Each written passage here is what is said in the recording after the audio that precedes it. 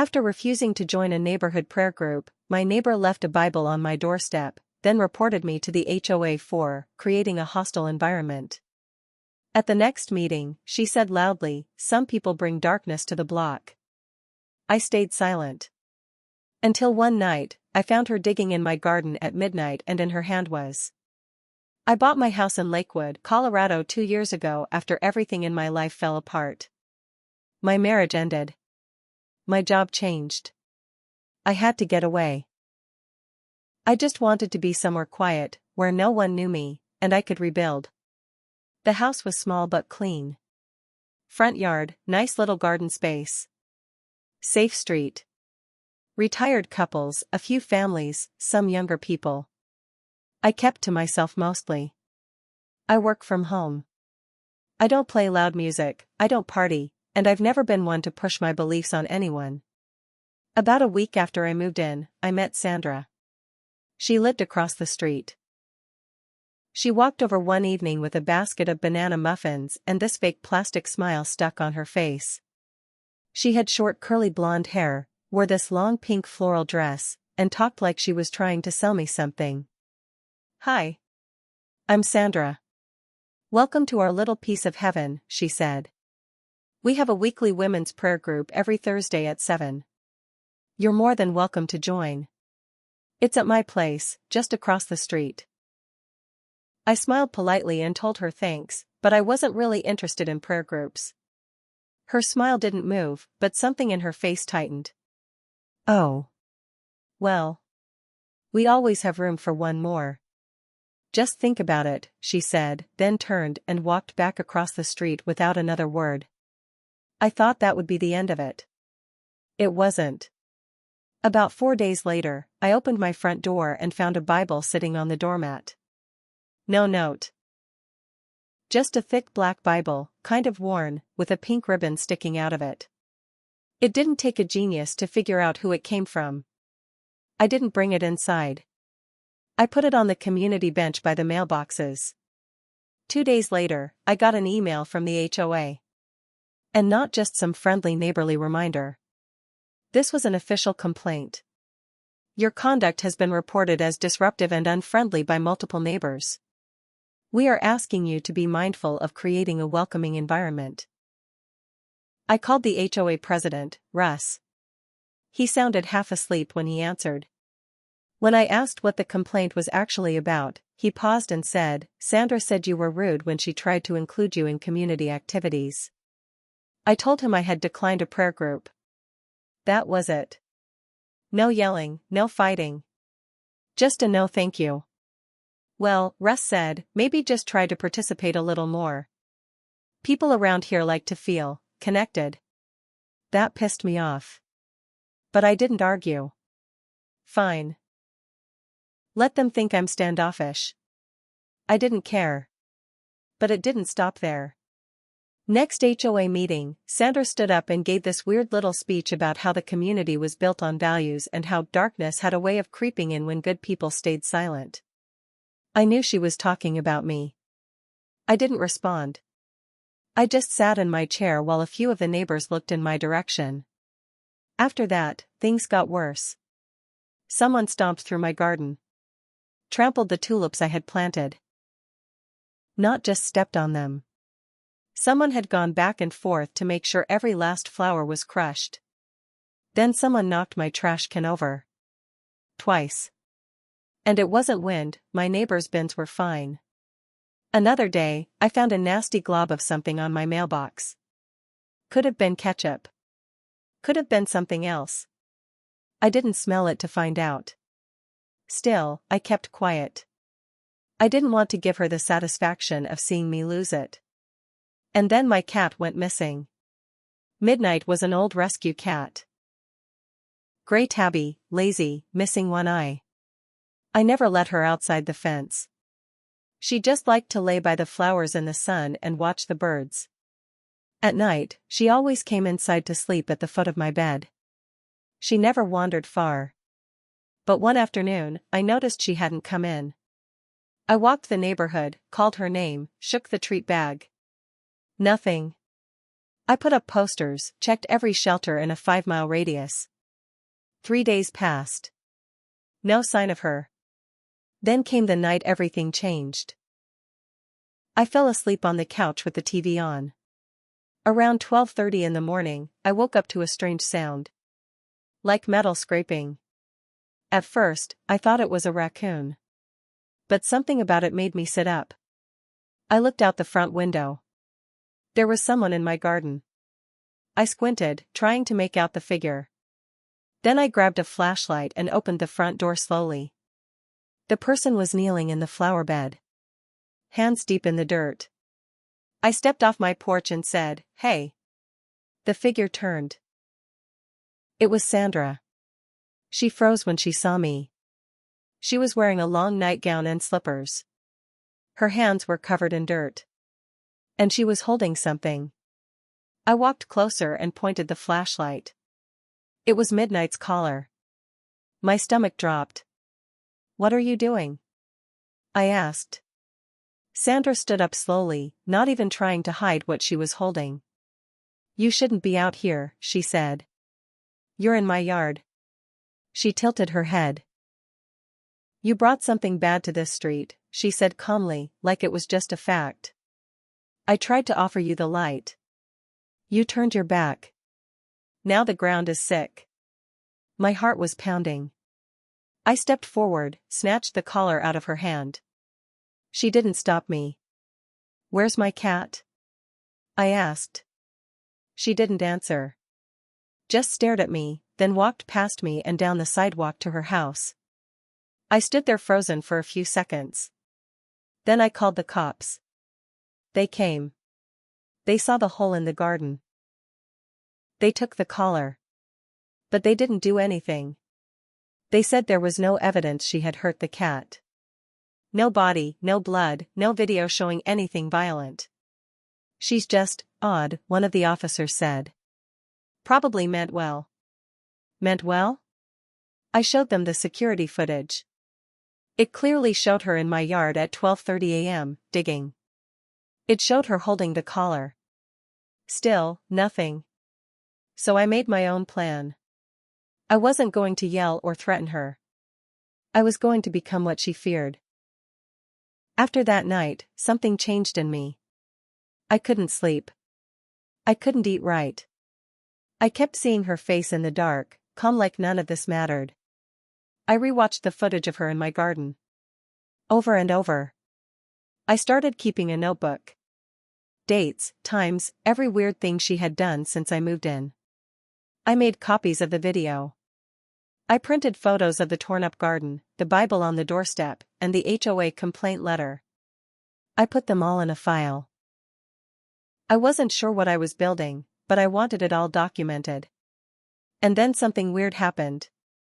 Sandra started being nice. She waved at me from her porch. One afternoon, she even walked over with a basket of peaches and asked if I needed anything from Costco. I didn't take the peaches. I just said, "Why were you digging in my yard?" She smiled. I was praying. Then she turned and left. The next morning, the collar was gone from my kitchen counter. That stopped me cold. I was sure I had left it on the counter by the sink. I lived alone. Doors were locked. I double-checked every window. Nothing was broken. But it was gone. I looked everywhere. Nothing. I checked the camera footage. Around 2:47 a.m., the camera blinked. The timestamp skipped 2 minutes ahead. And when it came back, the collar wasn't there anymore. That was the night I realized she'd been in my house. I went to Russ the next day. Showed him the video again. Told him about the missing collar. The hole in the garden.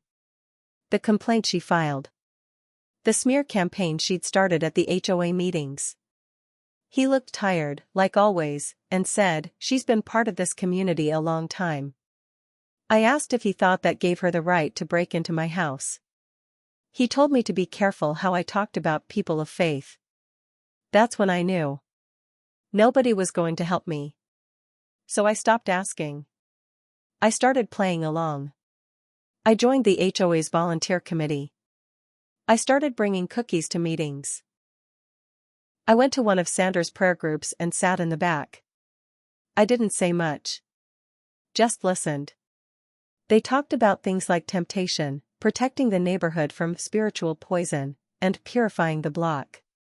It sounded normal at first. But the more I listened, the more I realized these women weren't praying. They were planning. They talked about which neighbors were falling behind on house upkeep. Who wasn't involved enough in community values. One of them, Sherry, I think, said, "I saw Barbara let her grandson in the house with a skull shirt on." A skull. Sandra looked at me and said, "It's the small signs that tell us where darkness tries to grow." They all nodded. I smiled. I nodded too. Inside, I was boiling. A week later, a new neighbor moved in at the end of the block. Young woman, maybe in her 20s, nose ring, bright blue hair. Friendly. She brought cupcakes to everyone's door. I talked to her for a bit. She said she was a barista and did pottery on the side.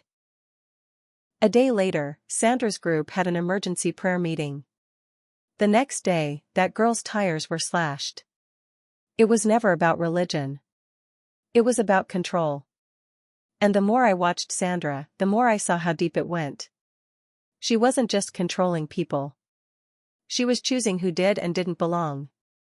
And if she saw you as wrong, she'd make your life hell. Just like she tried to do to me. But she didn't know who she was dealing with. She thought I was soft. Quiet. Weak. She had no idea what I'd already survived before I moved here. What I'd lost. She didn't know what I was capable of when pushed. One night, I noticed something in her trash. I was walking my garbage bin out and saw Sandra's lid cracked open. On top, I saw a photo album. Not just any photo album. It was a scrapbook labeled Prayer Sisters, Spring 16. Curiosity got the better of me. I lifted the lid and grabbed it. Inside were pictures of her group, laughing, praying, baking. Then notes. Like a journal. There were pages with names. Notes about them. Ruth, missed 3 meetings in a row. Husband's drinking. Possible danger. One entry caught my eye, Cynthia, refused prayer invite. Tension with group. Cat always in yard. Marked for correction. Cynthia. That wasn't me. I flipped more pages. I found a local newspaper clipping folded into the back cover. Headline, Lakewood woman's home destroyed in fire, cause unknown. Date, March 2021. I had moved here in July 2022. I started searching public records. I looked up that fire. The house belonged to a Cynthia Myers. Cause of fire, undetermined. Suspected electrical. Nobody was charged. But I found a photo of the house before it burned. There was a garden. A cat. And standing on the sidewalk in the background of that photo was Sandra. Hands clasped. Watching. That's when it all came together. I wasn't her first. She'd done this before. Marked someone as dark. Watched their life fall apart. And then moved on.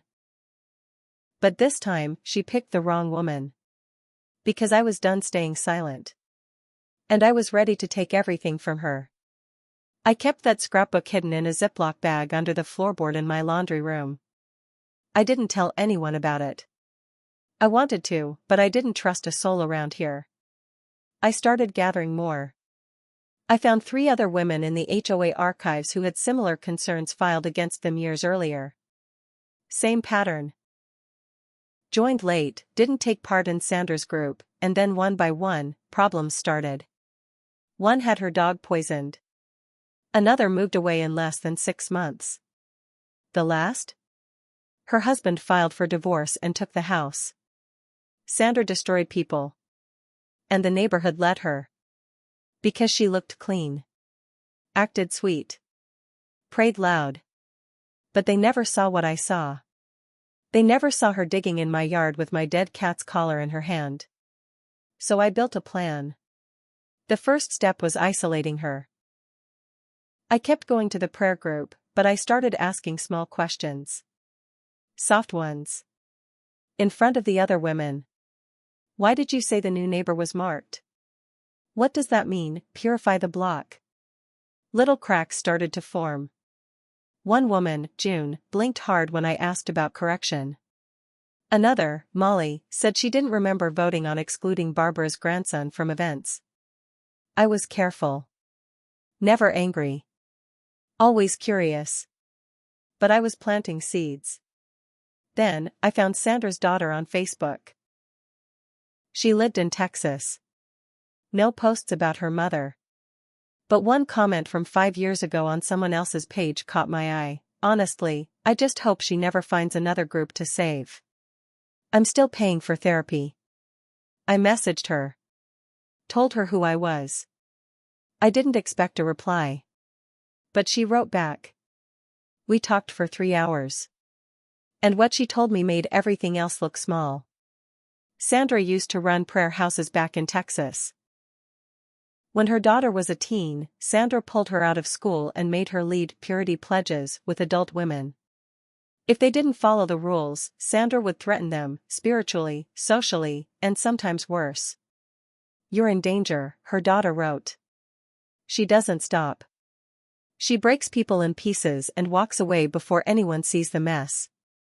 I told her I had a plan. She said, then make it count. I hosted a garden party. Just neighbors. Simple. Friendly. I made sangria. I laid out food.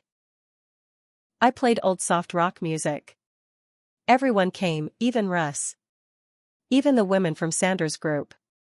Sandra showed up last. Wearing a blue sweater, pearls, and that same fake smile. She said, well, I see you've come around.